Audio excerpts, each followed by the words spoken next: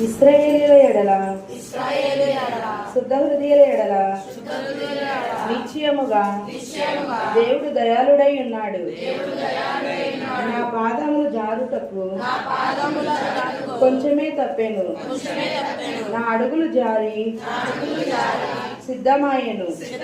భక్తిహీనుల క్షేమము నా కంటబడినప్పుడు గర్వించు వారిని బట్టి నేను మత్సరపడి తిని.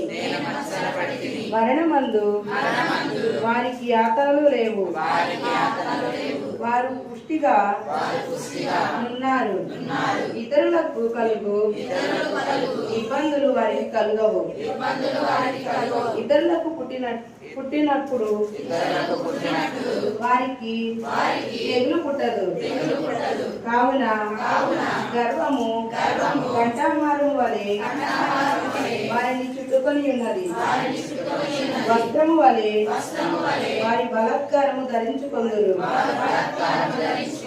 ప్రభు చేత వారి కన్నులు మరుకులై ఉన్నవి.